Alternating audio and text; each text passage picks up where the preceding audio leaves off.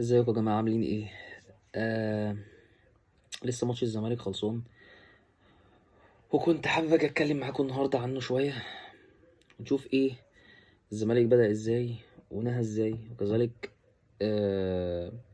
ازاي بدأ المصري وازاي نهى، وايه الغلط اللي عمله كابتن محمد عبد المقصود صودا، اللي خلى يعتبر هو اللي فتح الماتش وفتح الجيم للنادي المصري بعد ما كان 2-1 وكان ممكن يخلص على كده.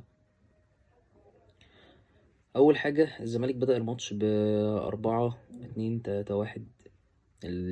تعتبر لسه اللعيبة بتطبق عليها الفترة دي لأن ما كانتش بتلعبها مع فريرة.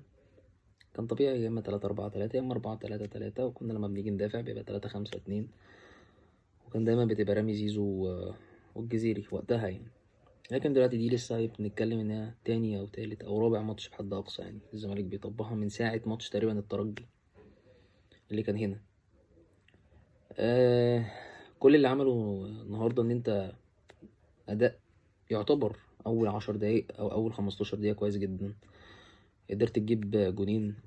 بعد الجونين دول معرفش ليه الزمالك ما كملش وضغط وكمل إنه يقدر يجيب تالت ورابع، لأن كانت قدامه. أنت من أول دقيقة أصلا الفرقة اللي قدامك فتحت، وهي أصلا كده كده حسام حسن طبعه العادي إن هو أصلا بيفتح مع الفرقة اللي قدامه، بيلعب كرة هجومية. معرفش ليه أنت النهاردة بعد الجون التاني رجعت ورا وفضلت تصابر وضيعت الشوط الأول كله على 2-1. ودايما باينة قوي من أول الشوط ان المصري بيلعب الكوره العاليه اللي من ما بين السيرد باكين بتوعك في ظهرهم، وبيعتمدوا على جريندو ده اللي هو بيجري ويسبق ما بين الباكين ان هو اسرع منهم. فكان الطبيعي اللي انا كنت شايفه انك تلعب الطبيعي بتاعك 5-3-2 بعد 2-1، ما دام انت كده كده ما بقتش بتهاجم، وتقفل ورا. مع احترامي طبعا لعمر جابر، ان المفروض عمر جابر بصراحه ربنا يعني اي عقد يجيله بقى كده يتكل على الله، لان الموضوع صعب قوي. الراجل ما فيش ولا قدام ولا في النص ولا ورا ولا اي حاجه، ما فيش خالص. ما بيعملش اي حاجه غير ان هو بصراحه بيعصبني وبيشيل الناس. اكيد ما هو انا مش لوحدي اللي حاسس بده. الراجل النهارده ولا التحامات مع اللعيبه، الكوره بياخدها ما بيعملش بيها اي حاجه. جات له كورتين في يعني الكوره مشيت، هي الكوره مشيت وراحت له قدام، خلاص المفروض بقى ترفع رفعه عدله، فلا يا اما بيرفع وبيكون اللعيبه كلها مقربه، يعني بيبقى كلهم رايحين على القريبه فهو يرفع للبعيد بقى اللي هو ما فيش اصلا حد، يا اما اصلا بيلعبها على الارض ضعيفه جدا ولا رايحه لاي حد، يا اما بتروح للجون. يعني هي حاجه من الاثنين، هو ما بيبقى مش عارف هو بيفكر هو عايز يعمل ايه. يعني انا بحاول اخش جوه دماغه كده افهم هو بيبقى عايز يعمل ايه. بحس ان انا اللي مش فاهم او انا اللي بتوه جوه. الراجل بيعمل حاجات تتعب تتعب البني ادم اللي قدامه.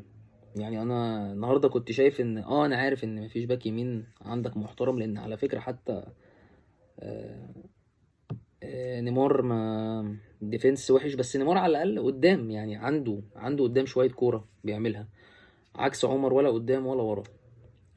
فهي دي الفكره اللي هو لعب عليها، ان انت عندك بسم الله ما شاء الله خط الدفاع كله ضايع. شبانه لسه مش قادر اتكلم عليه هو ولا الونش، لان الونش لسه راجع من اصابه، بس بطيء قوي في حركته، لازم برضو يبقى عارف النقطه دي. فكان بيلعب بجريندو ما بينهم هما الاثنين. الفكره بقى كلها ان الجون الاولاني الجون التاني اللي جه بالنسبه للمصري هي كره ملعوبه، بس لو انت بصيت في تمركز لعيبه نادي الزمالك هتلاقي ان الونش سرح واللعيب عدى من قدامه اول واحد، فبالحاج اتلخبط ما بين الاثنين اللي معاه، اللي هو كان اللي جاب الجون والراجل الاولاني اللي سبق ده. فالراجل مبقاش عارف يروح لمين، فالكره لما اتلعبت اول مره هو راح يغطي على الاولاني اللي عدى خلاص كده كده من الونش، فالتاني راح يلعبها من وراه، فخلاص بيلف لقى في الجون. تقريبا حاجه ابو مسلم او حاجه كده او ابو سليمه، انا مش فاكر اسمه يعني. المهم يعني ان هي دي فكره الجون التاني، هي كره ملعوبه هما متمرنين عليها لعبوا، ودايما بقالهم الشوط الاول كله واول بدايه الشوط التاني بيلعبوا الكره اللي ما بين، ولحد نهايه الشوط بيلعبوا برضو الكره اللي هي ما بين الاثنين السيرد باكات. وبعد كده بقى لما طلع كمان عبد الله جمعه اللي هو برضو سيء جدا، وانا بقولها هو يا عبد الله جمعه انت لازم تخس، لان الموضوع الصراحه ما ينفعش. انت ولا بدني واقف على حيلك باصاباتك كتير، تالت حاجه كمان يعني مستواك اصلا في النازل، رابع حاجه انت بدني يعني الشكل ده مش شكل لعيب كوره. انا بس كان عندي سؤال انا عايز اساله ومش عارف، انا بصراحه دي مش عارفها، عايز حد يجاوبني عليها. هو المسلوسي مصاب ولا المسلوسي عنده ايه؟ يعني الراجل كان مادي اداء حلو جدا فجاه قعد وقاله اتصاب. طب الراجل كل ده يعني بيتاهل ولا الراجل ده بيعمل ايه كل ده؟ فموضوع مش مفهوم بصراحة. انا الراجل كان عندي بالنسبة لي فاتح جبهة كويسة جدا، او فاتح كده ما هو وزيزو خد وهات وانتو بيروح وراجل بيروح يعني ما بيقفلش دايما على زيزو، ولا زيزو بيقفل عليه دايما. زيزو عامة بيبقى اللي معاه سايب له السكة، بس زيزو فكرة ان هو برضو الأنانية عند زيزو برضو بقت عالية قوي وطاغية جدا عليه. الراجل بقى بيعمل حاجات ما في كور غريبة النهاردة يعني شفتها. هو الراجل بيلعب كورة، ويمكن هو الوحيد اللي واقف على رجله في اللعيبة كلها، الوحيد، الوحيد حرفيا من وسط كل اللي موجودين. الناس الجديدة قوي يمكن برضو ناصر منسي، الراجل برضو والله مش وحش، راجل يجي منه، بس مع الوقت لازم تديله كتير، مش اول ما الجزيرة يرجع لك تروح انت على طول ما ايه مقعده يعني. ده مش شايفه، لازم ده هو كمان ياخده من رأيي. ان انت ما دام بتلعب اصلا، يعني انا شفتك في جزء من الماتش بتلعب 4-4-2 ورميت زيزو يعني ومنسي وناصر منسي قدام.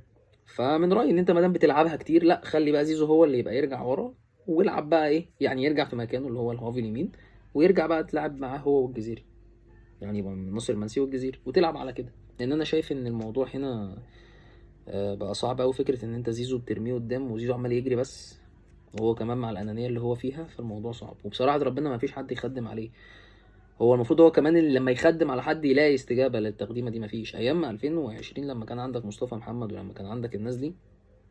مش معنى كده ان انا بقول ان الناس دي لازم تبقى موجوده والكلام ده، لا، انا اللي مشي خلاص، واللي مش عايز يقعد ما يقعدش. بس ما دام الراجل ده كده كده كان موجود. بص هنا الفكره بقى، بص اللي كمل ابو السنه اللي فاتت كمل اسيستات برضو اللي كانت عنده، لان كان عنده لعيبه. يعني انا في كوره برضو شفتها انت لما نزلت، والله عندي كلام كتير عايز اقوله، مش عارف انا بجيب من فوق لتحت ومن قدام لورا. المهم، يعني انت في جزء لما انت نزلت شيكابالا عنده مشكله ان هو اصلا ما بيلعبش براسه، فانت منزله المفروض ان هو يخش يعتبر زياده تالت مع منطقه الضربات الجزائيه. في قصدي لما بنيجي مثلا نلعب من الوينج، اي سويرف او اي حاجه بتلف معاك كده، المفروض اي رفعه عامه يعني لما بتعملها، فالمفروض ان هو بيخش تالت علشان زياده عدد وكده. فشيكا اصلا ما بيخشش المنطقه، فانت المفروض عارف ده يعني. تقريبا جمهور الزمالك كله باي حد، حتى جمهور الاهلي نفسه عارف، جمهور اي حد بيلعب في الدوري المصري عارف ان شيكابالا يا جماعه ما بيلعبش براسه، الراجل ما بيخشش اصلا جوه عشان يلعب بيد. فانت منزله، فلقيت نفسي في كوره كده ولا كورتين مصطفى شلبي راح رفع الكوره، ما لقيتش غير النصر المنسي يعني لوحده على 5 لعيبه ولا 4 لعيبه، الراجل مع فدان بقى لوحده. فحتى لو هو حتى اصلا مش ولاكو يا جماعه، هو مش هيجري يخش ما بين الخمسه ياخد الكوره ويحطها برضه يعني. وطبعا انا يعني ما بقتش عارف انت يعني مين بيلعب فين في الاخر. حسيت ان في هرجله كده. كل اللي انا عرفته ان انت نزلت بس يوسف اسامه نبيه في الدقيقه 89، الراجل نزلته في الدقيقه 89 ليه ما اعرفش، ونزلت نيمار معاه برضه في الدقيقه 89 ليه عشان يهاجم برضه ما اعرفش. طب ما انت ليه مستني لما انت تخش في الجول؟ ما باينه قوي من اول الدقيقه 60 ان انت اصلا عمال تضغط وعمال يخش، عمال يروح عليك قصدي بكور كتيره جدا. طب ما الناس دي كده كده خلاص يعني هيجي جول باينه. فانت لو انت عايز تهاجم يا كنت تهاجم، ما دام مش فارقه معاك قوي كده من بعد الثلاثه هي كانت 2-2 بالنسبه لي. انت كده كده اصلا مش هتاخد الدوري مش بتاعك، فخلاص يبقى انت يا تلعب بقى كوره عدله يعني. لا اله الا الله. يعني الزمالك عندي مشكله كده، الزمالك 2005 اللي هي الفتره اللي هي بتاعت 2005 لحد 2011 ولا 2012، الفتره اللي الزمالك فيها كان يعني العشرة السوداء اللي هم من الاخر كده بنقولها كده. الزمالك في الفتره دي كان بيلعب كوره، يعني هو كان عنده كوره بتتلعب، مع ان كان الناس اللي عنده مش قد كده برضه، مش كلهم طبعا يعني، بس كان يعني المعظم يعني. بس الناس دي كان بيلعب بيها كوره، كنت بشوف اداء، كان الزمالك بيجيب جوان ويخش فيه جوان وبيخسر، مش بقول لا يعني، بس كنت بشوف كوره وكان في اداء. الفتره اللي احنا فيها السنه دي اول مره اشوف الزمالك ولا كوره ولا اداء ولا فوز ولا اي حاجه. يعني انا مش شايف اي حاجه بتتقدم تقدر منها تقول ان والله يعني ده زي اللي فات وبيعدي. لا، انا حاسس ان اللي دلوقتي ده اسوأ من اللي فات. فلازم انا مش عارف اقعد اقولها كل شويه لازم تغيير. وانا عارف ان احنا مضغوطين في فكره ان انت الناس دي مكمله معاك، بس مش معقول ابقى انا 3 من 2-0 ل 3-2 يا جماعه، مش معقول. ما هو ده وقف دفاع، مش معقوله. وانا مش عارف برضو الزمالك ليه كل شويه تقعد تلعب في التشكيل. يعني انت الاسبوع اللي فات كنت في ماتش المريخ كنت مثبت حسام عبد المجيد مع الونش في قلب الملعب. ليه تيجي بعد كده تروح انت شايل حسام عبد المجيد؟ انا عارف ان حسام عبد المجيد برضه بيأدي اداء يعني دلوقتي فضايح، بس شيلته ليه وتلاعب شبانه؟ ما بقولش ان شبانه وحش، شبانه شال كوره في الاخر الحمد لله، يعني ان الراجل اصلا اتاخر فيها. برضو فكره الباك اليمين عندك، انت كل ماتش بحد، يعني مثلا الماتش اللي فات كان نيمار، الماتش ده عمر جابر، وانت عارف ان 90% او 5 او 99% او 100% اصلا من جمهور الزمالك كله عارف ان عمر جابر اصلا ما ينفعش اصلا يلعب في الزمالك تاني اساسا. واصلا هو بيراميدز اداهولك كده علشان يمشي الدنيا معاك، ان هو ما كانش عايزه. فانت برضه بتلعبه ومصمم ان انت تلعبه. فكابتن عبد المقصود عندك حاجات بامانه يعني برضه تتعب. انا برضه بستغرب بقى منك حته التبديلات، يعني انت بقى ماشي شيكابالا نزل في الدقيقه حاجه و60 والكلام ده كله، ولا حاجه و70، انا مش فاكر والله، انا ما كنتش مركز في الحته دي. بس اللي انا فاكره قوي ان هما الاثنين اللي نزلوا نيمار ويوسف اسامه نبيه. وبرضه الحته اللي انت عملتها بقى دي اللي نتكلم فيها يعني، الحته اللي انت عملتها ان حسام حسن استغلها منك، ان انت سحبت الراجل الثالث اللي عندك اللي كان يعتبر ثالث في نص الملعب، اللي انت اصلا كنت بتلعب 4 2 3 1. ف 2 3 ده 3 ده اللي هو يعتبر مركز 10 عندك، اللي هو يعتبر انت رجعت بالحاج بدل ما كان بيلعب يعتبر 10 رجعته ورا يلعب 8 مع رؤى 6، اللي انا مش عارف برضو رؤى يعني هنجيلك بعدين. ورحت ساحب الراجل اللي هو ايه، ابن فاروق جعفر، سيف فاروق جعفر. فانت طلعت الراجل ده دلوقتي من الملعب. طب طلعته ليه؟ الراجل الوحيد اللي كان عندك بيمسك كوره كان بيروح، هو يعتبر اللي جاب لك الجون الاول. اه انا عارف ان هي غلطه وكل حاجه من الباك عندهم، بس هو الراجل اللي خد الكوره وراح وخد اللعيب التاني بتاعهم في ظهره وراح حط الكوره. الراجل عنده كوره، فانت طلعته عشان شيكابالا، عشان شيكابالا يهاجم. انا ما عنديش مشكله في فكره ان انت تنزل شيكابالا، بس مش في كل الاوقات. شيكابالا برده مش في كل الاوقات. شيكابالا اصلا يا جماعه بيحب المساحات، دي نقطته. شيكابالا لما ينزل 2-2 غير لما ينزل 2-1. فهو الملعب اصلا كمان كان كله مساحات، بس شيكابالا مش بتاع ان هو يخش يعني يخش المنطقه ويحط بدماغه الكلام ده. هو شيكابالا يستنى من بره زي الكره اللي جات له وشاطها، بس ده قلشت يعني تمام. بس انتاج يعني من شيكابالا برضو الصراحه انتاج قليل جدا، لازم نقولها. الوقت اللي احنا فيه ده ما ينفعش ان احنا نقول مين لازم ندعمه والكلام ده كله. مفيش حد فيهم اصلا هيدعم في حاجه، اللعيبه كلها سيئه جدا، وانت كمان كمدرب سيء جدا. قرايتك للماتش وان انت تشوف اصلا حسام حسن استنى منك اللقطه دي وراح منزل لك الراجل اللي هو عبده، مش فاكر حاجه عبده ده، اللي هو كان بتاع غزل المحله ده، ونزل معاه الراجل التاني وهما جابوا منها الجون التالت. فيعني هو استغل منك نقطه. وانت على فكره لو انت لاحظت اول ما هو اصلا سيف طلع بدات الدنيا تفتح عندك، لان انت اصلا كان سيف بيعمل فكره ان انت بتقفل ثلاثه في نص الملعب، فكنت عارف تقفل. هو الراجل الوحيد يعتبر وشويه بالحاجه عشان ما يبقاش كداب برضه بيضغط. رؤى يعني ما شاء الله، انا هجيلك دلوقتي يا استاذ رؤى الصراحه، يعني ما فيش بتعمل حاجات هي ملهاش علاقه بالكوره. في كوره جات له يا جماعه، كان في ما بينه كان يعني الكوره اتقطعت وجات له، فهي اتلعبكت في رجله كده فوقفت وراه، فيعني خدها ولف اعمل، خد فاول اعمل اي حاجه.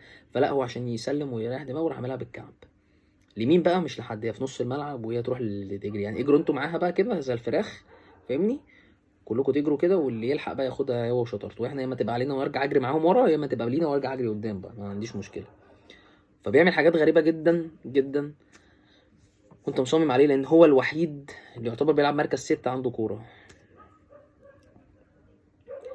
فالصراحه مش نافعه الاداء، من سيء لأسوأ.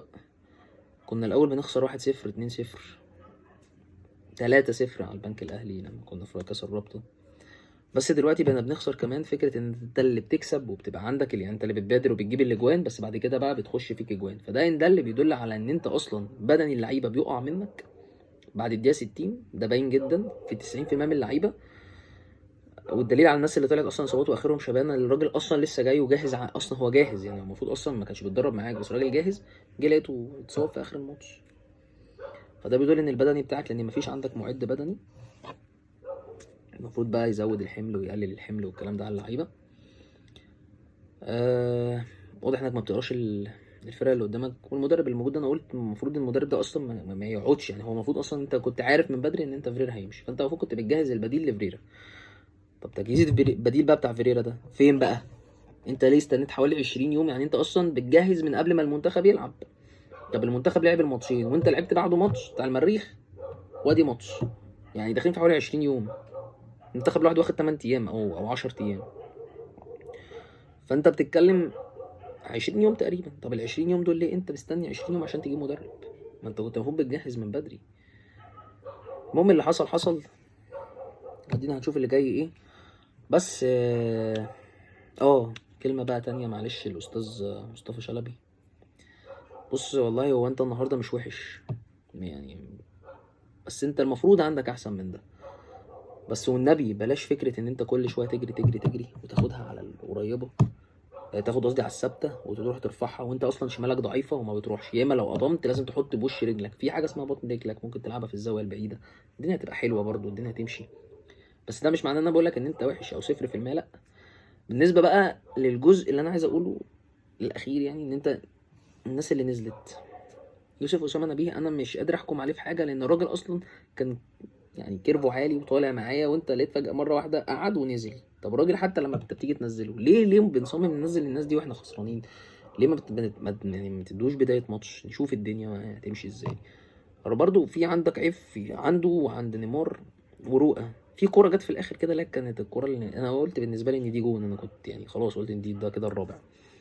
الراجل دخل ما بين الثلاثه فهو خده على الثابته، فالراجل وقف، يوسف اسامه نبيه وقف ما كملش معاه. فمين دخل قبله؟ ما ثلاثه معاه، مين دخل قبله بعديها؟ دخل نيمار، فهو راح واخدها له واحده وراح حاطط الثانيه، فرؤى بيحط رجله خلاص هو عدى الثلاثه، خلاص بقى الثلاثه يعني هو عدى بقى، احنا مش هنروح بقى، الناس اللي موجوده ورا هي اللي تلحق بعد كده. يا دوب نيمار لمح كده ان في بقى ايه 3 جايين من المصري بيجروا كده طيارات فاهمني، وما فيش غير شبانه والونش ورا، وحاتم سكر يعني بيعاني انه يرجع بقى، فقال لك لا الحق بقى اجري عليه. فعقبال ما لحق يجري عليه اصلا كان الواد اصلا لطشه جوه الجون، بس ما جاتش يعني الحمد لله. ففي حاجات كده يا جماعه بجد بتتعب. انا يعني مش عارف اقول ايه والله، عندي كلام كتير عايز اقوله. هو كل الفكره بتاعت الماتش بتتلخص يعني كماتش ان هو كابتن حسام حسن كان بيعمل حركه واحده. انا عندي راجل اسمه جريندو ده سريع، فانا هرميه ما بين الباكين اللي عندك، السرد باكين، والراجل هيجري بقى مع الاربعه اللي معاكوا، يعني هما السرد باكين بالباكين، وهجري بقى كده كده. انت عندك اصلا بسم الله ما شاء الله عمر جابر ما بيضغطش يا جماعه، في كور كتيره المفروض يضغط على الراجل اللي بيرفع، فبيفضل واقف. يا ريته بيحلق، هو عمال بيبعد له المسافه عشان انت ارفع بقى براحتك يا باشا، ما عنديش مشكله. فده جزء. وبنفس الكلام الناحيه التانيه عبد الله جمعه بعيد قوي يا جماعه، نسخه جروش اللي كانت موجوده من عبد الله جمعه دي اعتقد انها مش هتتكرر تاني غير لو محتاجه مدرب فعلا، مدرب يعرف يقومه على حيله تاني وينزل التقالات اللي عنده، لان الراجل ما ينفعش كده. وبالنسبه بقى للاتنين السرد باكات فهم بطئه، الراجل لسه راجع من اصابه الونش، فلسه قدامه حساسيه الموضوع والكلام ده، وشبانه بطيء، هو شبانه بطيء، بس كورته مش وحشه ككوره. فهو راجل استغل الفكره دي وقال لك هجري بقى، يعني هرمي الراجل ويجري معاهم، واللي يجي من ورا بقى بعد كده هو بقى ايه يسلم ويستلم معاه والدنيا تمشي على كده. دي كانت الفكره اللي بيلعب عليها حسام حسن بس.